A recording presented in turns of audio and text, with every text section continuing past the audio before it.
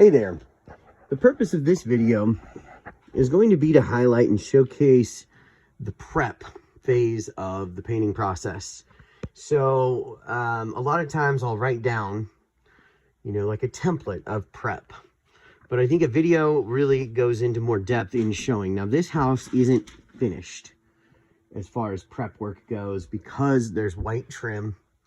And some of that white trim, well, basically I'm doing a darker body color. And so I'm masking off the trim after I mask the windows, as you can see here, in order to get it to the final stage. And also I haven't finished with the drop cloths. If you see some of this, I'm in the middle of working. This idea just dawned on me, so bear with me.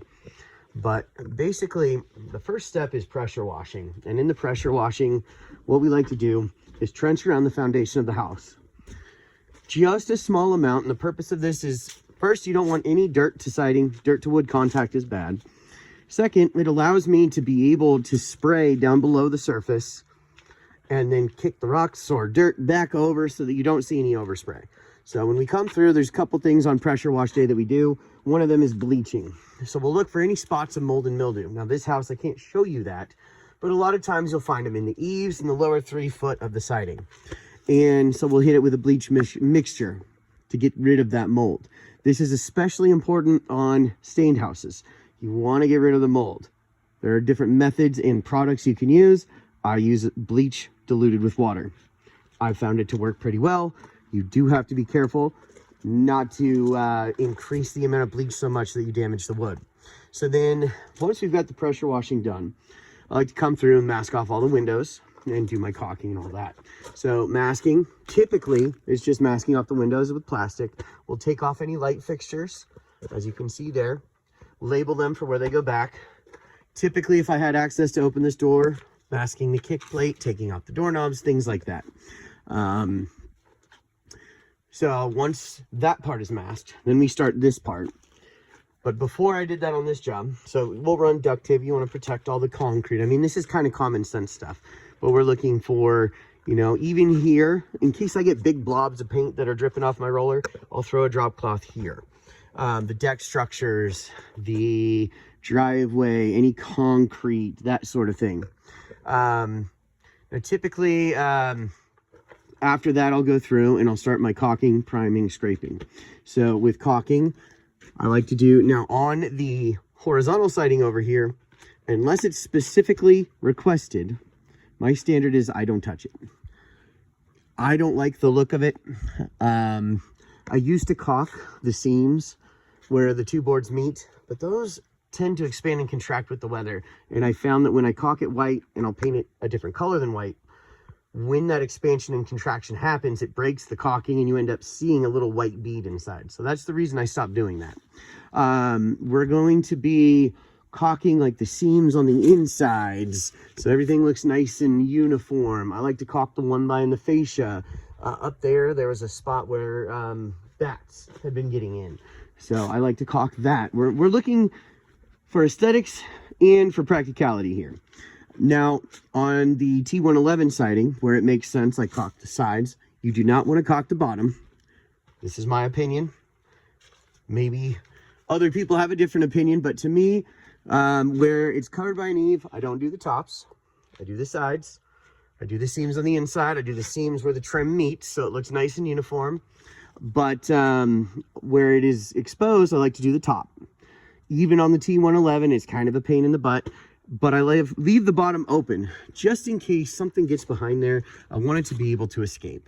Sometimes caulking can work against you in that it'll seal in moisture once it starts to get pinholes in it. Now, here is one that I've been debating for a long time.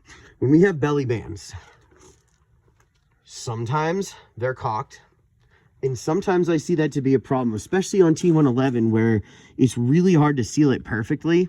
So my personal preference on that is to leave this sort of situation uncaulked. That way there's drainage available and water doesn't get trapped inside there. What you don't want is if you're going to caulk it, you better do a perfect job and hope that it doesn't shrink, and double check and triple check before you paint it. Because once you start getting a little leak in there and then the rest of it's sealed, now you've got mold. So it is a breeding ground for problems. That's why I found it easier just to leave it unless there's a specific request, or you'll see on the other side, or if it's already done. Here's an example of that. We have something on the bottom here that was already caulked. Now, this is an easy situation to make sure my caulking is in good shape, because it's a flat surface without any grooves against another flat surface. So I do feel comfortable caulking there, and you'll see that belly band down here. The same with the 1x on the fascia. So that pretty much covers the caulking. Now woodpecker holes, that's another thing. If you have a woodpecker problem that is current, best thing to do is put a tin can. Well, you got to get rid of the problem before you aesthetically start to fix it. So there are quick fixes, there are cheap fixes, until you can get that under control, because they're very territorial and they will continue to damage. Now up there, it's hard to see. That was a big circular hole there. And what I do is I take a piece of T111, I take a hole saw, I hole saw out a spot, I make a plug, I put a backer in there, and I screw a plug into there, and then I Bondo the sides, and this one's not quite done, but I want to maintain that groove. It's the only thing you're going to notice is the wood grain disappears a little bit because of the texture from sanding it and the smoothness of the Bondo. But that's what I do for woodpecker holes. Different woodpecker holes can require different treatments. That's the one that I'm dealing with today. Now you can see I'm not quite done here. Then let's move on to flaking paint. So a lot of times where you're going to find that, I have a whole nother video about painting deck structure. So we'll leave that, but painted deck structure, always going to see that. Always, it seems like. Fascia, very common. Lower 3 foot of the siding, very common. As you can see here, I use a high build bonding primer, and the intention here is to seal up any areas that have exposed wood and also prepare that for the paint to adhere. There's another thing that I like to do, and that's look for checked siding. What checked siding is when the siding starts to have these little lines in it that come apart. Now this is an example. You can kind of see right there. Now this is dried clear, but you know, the more coats of paint you put on, the better. This high build bonding primer is thicker than normal paint. It goes on there and it helps to bind those areas and seal them. We don't want to leave that area open. Now you can do 2 coats. There's different methods. I like to do a primer and 2 coats if I can help it. It just depends on the budget of the homeowner and what they're willing to spend and what they're looking for as a result. So we'll go over any loose paint has to come off. If that means we got to sand it, then we got to sand it.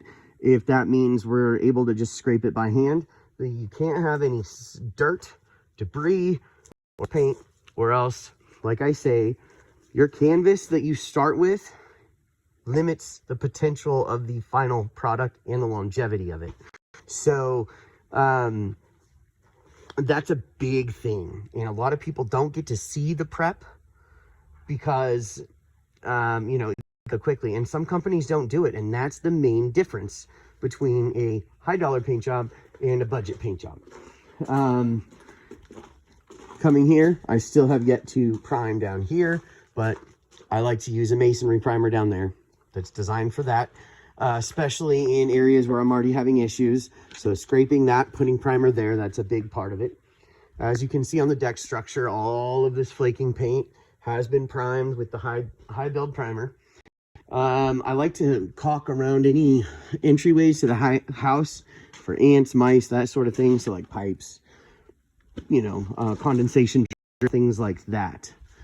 Once that's done, then we go around and just kind of tune everything up. I like to get the bulk of it done, go through a final inspection, and just see what else could use it. Like, for example, here, I had gone through pressure washing, and for some reason, I didn't hit this spot hard enough. So as I'm going around doing my final prep, you know, putting all the drop cloths out, getting ready to paint days tomorrow, I see stuff like this, and you can kind of see where that's starting to flake. This needs to be scraped. So I need to come down here, spend some time down here, and address this. And there are different levels of caulking. We can do gables, but this is my standard, job. This is what I would normally do. If we want to add beyond it, I can caulk in all the freeze blocks and all that stuff. I usually don't do that. I can caulk in the cracks. I mean, we can go to town, and that's where the prep is the main part of the paint job. And depending on how thorough of a prep job you want, that's going to affect the final cost. So, and I don't skimp on the type of tape I use, the type of paper, thick drop cloths. I mean, there's just no reason when you're paying, the majority of the cost is labor. There's no reason not to throw $500 more at upgrading your material, or even $1,000 or $1,500 to upgrade and get the best material, because you're mostly paying for my labor to do this. You know, I'm by myself. I do it all by myself right now. It's very important to me that my quality is as high as it can get. So anyway, that is a general overview of the prep phase. And that's what you're going to get if you go with us.